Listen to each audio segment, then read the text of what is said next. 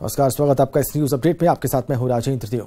हम सबसे पहले दिल्ली में चल रही एक बहुत ही महत्वपूर्ण मुलाकात के बारे में आपको बताएंगे। सीएम योगी आदित्यनाथ और संघ प्रमुख मोहन भागवत के बीच झंडेवालान के उदासीन आश्रम में मुलाकात जारी है और सूत्रों की माने तो दोनों के बीच 2019 लोकसभा चुनाव को लेकर चर्चा हो रही है।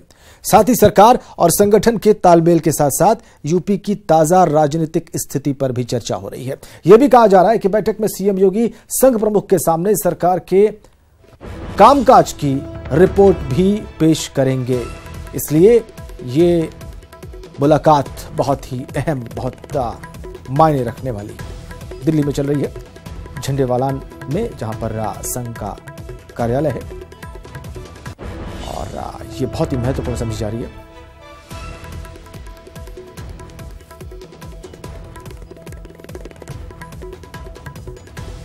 तो दिल्ली में महामुलाकात चल रही है। सीएम योगी और संघ प्रमुख के साथ बैठक कर रहे हैं। क्या हो रहा है वहां पर, ये ताजा हाल हम जान लेते हैं। दिल्ली चलते हैं, वहां से हमारे सहयोगी अनूप इस वक्त सीधा कनेक्ट है।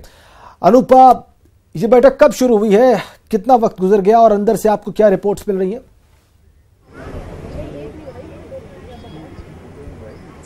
देखिए देव, बता दूं कि तकरीबन 9 बजे योगी आदित्यनाथ उदासीन आश्रम, जो कि अभी संघ का अस्थायी दफ्तर है, वहां पहुंचे थे और तकरीबन 2 घंटे से उनकी संघ पदाधिकारियों के साथ बैठक हो रही है, जिसमें भैया जी जोशी मौजूद हैं।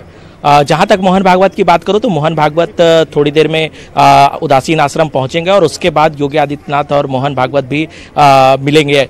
जहां तक एजेंडे की बात करें तो 2019 लोकसभा चुनाव में बहुत ज़्यादा वक्त नहीं बचा है। ऐसे में संगठन और सरकार में कैसे तालमेल बने, तो इन तमाम मुद्दों पर आज संघ के पदाधिकारियों के साथ योगी आदित्यनाथ की चर्चा होगी और रूपरेखा बनाई जाएगी कि किस तरीके से संगठन को मजबूत किया जाए और किस तरीके से सरकार और संगठन में तालमेल बनाया जाए। देव, आपको बता दूं कि पिछले कुछ दिनों पहले ही प्रधानमंत्री आवास में संघ और बीजेपी की समन्वय की बैठक हुई थी और उसमें कई विषय उत्तर प्रदेश के लिहाज से उठाए गए थे। कई तरह के चिंताएं वहां पर उठाई गई थी कि किस तरीके से संगठन को मजबूत की जाए, किस तरीके से सरकार और संगठन में तालमेल का अभाव है। तो इन तमाम मसलों को लेकर योगी आदित्यनाथ के साथ ये कह सकते हैं कि मंथन का दौर जारी है। और सबसे बड़ी बात बता दूं आपको कि जिस तरीके से पिछले दिनों लोकसभा उपचुनाव में बीजेपी की हार हुई है, ये कहीं ना कहीं एक संघ के लिए भी और बीजेपी के लिए काफी चिंता का विषय है।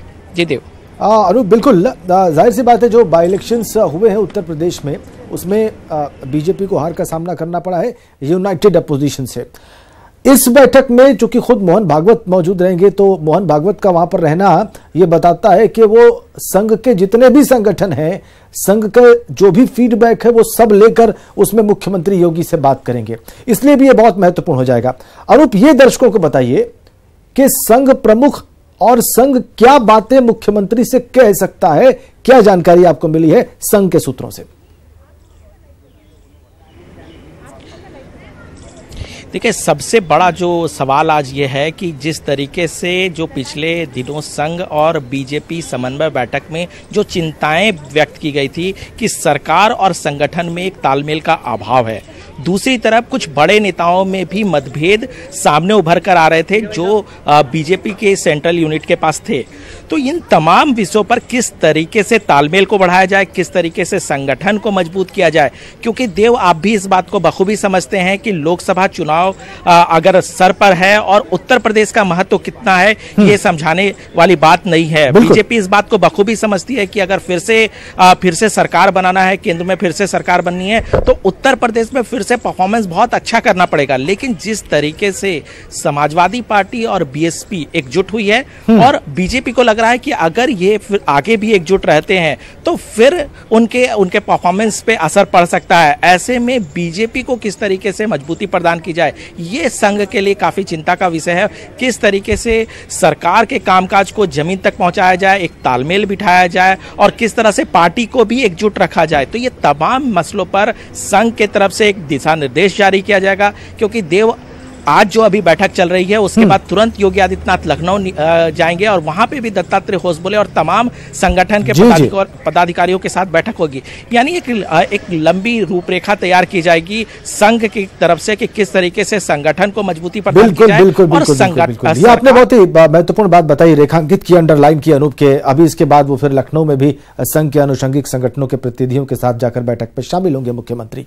बहुत धन्यवाद आपका अनूप। जिस खबर के बारे में आपको बता रहे थे वो खबर लखनऊ से है, बड़ी है, महत्वपूर्ण है। इस रेफरेंस में और महत्वपूर्ण हो जाती है कि अभी मोहन भागवत से मिलेंगे थोड़ी देर में मुख्यमंत्री। यहां पर लखनऊ में सरस्वती कुंज में राष्ट्रीय स्वयंसेवक संघ की समन्वय बैठक शुरू हो चुकी है।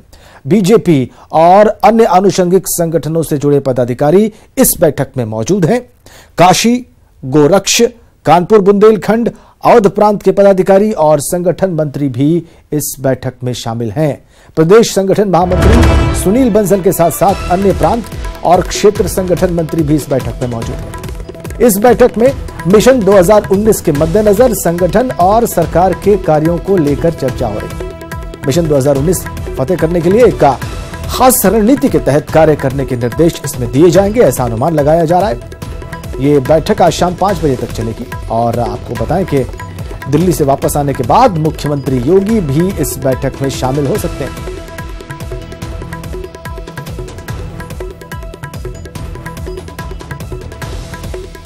महत्वपूर्ण बैठक लखनऊ में भी, इसकी अहमियत कुछ कम नहीं, इसलिए मुख्यमंत्री दिल्ली से वापस आने के बाद इस बैठक में भी हिस्सा लेंगे। दिल्ली में वो संघ प्रमुख से मिलकर आएंगे, इस बैठक में वो हिस्सा लेंगे। साफ समझा जा सकता है कि संघ और सरकार के बीच तालमेल को कितनी शिद्दत से महसूस किया जा रहा है।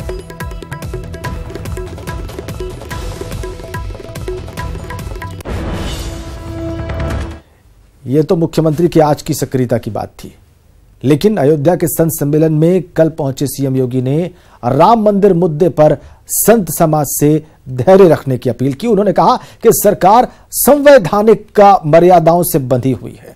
प्रभु श्री राम चाहेंगे तो मंदिर का निर्माण अवश्य होगा।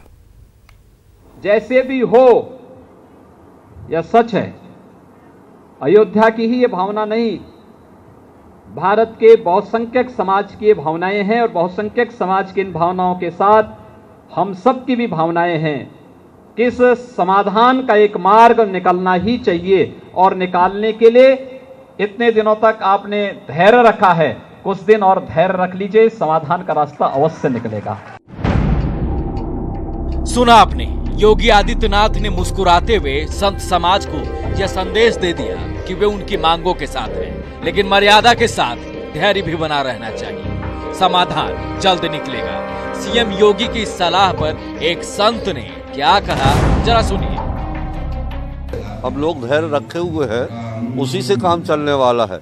हर काम धैर्यता से ही होते हैं। सब लोग धैर्यता रखे हुए हैं, पर मंदिर तो बनेगा ही।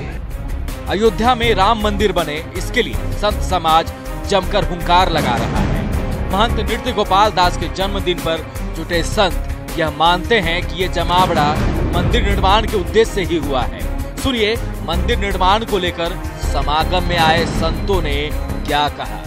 नहीं तो मुख्य वो तो है ही है, मुख्य मंदिर मुद्दा तो मुख्य है ही है, और मंदिर माने सबकी यही इच्छा है कि मंदिर का निर्माण हो। पिटार राम से ही जीवन है और राम से रहेगा।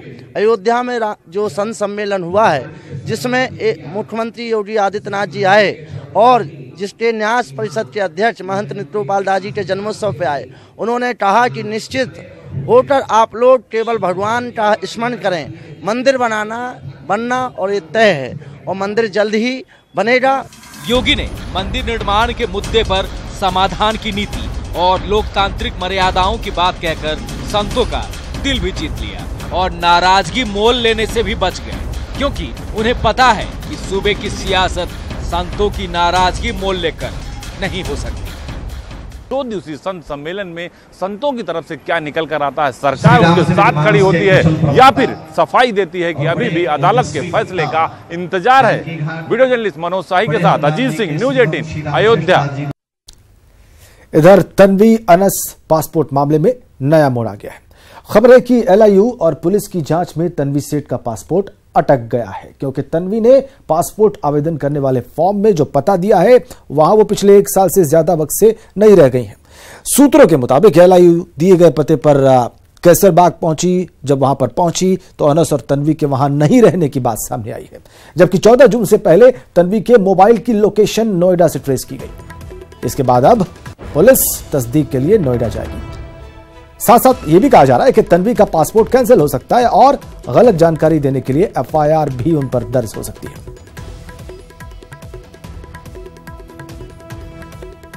नया मोड़ इस मामले में, लखनऊ में रहने से संबंधित दस्तावेज नहीं मिले LIU और पुलिस को।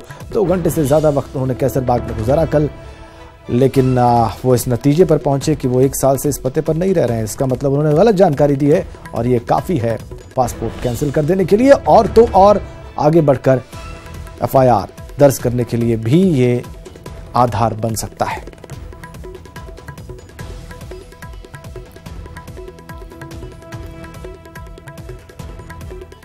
नया मोड़ सिर्फ इस मामले में नहीं आया, अनस तन्वी के मामले में नहीं आया, मोड़ शाहजहांपुर में दरोगा भोदे खान की हत्या के मामले में भी आया है। इस मामले में पोस्टमार्टम रिपोर्ट में दरोगा भोदे खान की सिर पर चोट लगने से मौत दिखाई गई है। पुलिस ने अज्ञात लोगों के खिलाफ हत्या का मामला दर्ज कर लिया है। वहीं बरेली ADG प्रेम प्रकाश ने घर के ही करीबियों पर हत्या का शक जाहिर किया है। उनका कहना है कि घर से सिर्फ 100 मीटर की दूरी पर दरोगा की हत्या कर दी गई, जो उस दिन ड्यूटी पर भी नहीं गए थे। सूत्रों की माने तो घर के ही सदस्य ने सुपारी देकर यह हत्या कराई है। आपको बताएं कि 7 अप्रैल को ही दरोगा भोदे खान की बड़ी बेटी की हत्या हुई थी। उसका आरोप छोटी बेटी के प्रेमी पर है, जो शाहजहांपुर की जेल में बंद है। फिलहाल पुलिस आज 11 बजे इस हत्या का खुलासा करने वाली है। अभी तक का तो इस तरह की बात सामने नहीं आई, लेकिन 11 बजे का वक्त दिया गया था। 11 से ज्यादा का वक्त हो चुका है। हमें इंतजार है कि पुलिस खुलासा करे इस मामले पर। सुबह 11 बजे का वक्त दिया हुआ था। पुलिस ने इस मामले में खुलासा करने के लिए, रेवल्यूशंस के लिए। इस मामले में एक मुकदमा पंजीकृत किया गया है यहाँ थाना सदर बाजार पर, और इसमें अभी तक जो मृत्यु का कारण है वो स्पष्ट नहीं है। जो लास्ट जिन परिस्थितियों में वहां पर देखी गई है, वो मोटरसाइकिल पाई गई है, वो स्थान घर से काफी नजदीक है। बहुत दिलचस्प है देखना कि पुलिस कहती क्या है, क्या पता लगाकर बताती है। छोटे से ब्रेक ले रुक रहे हैं।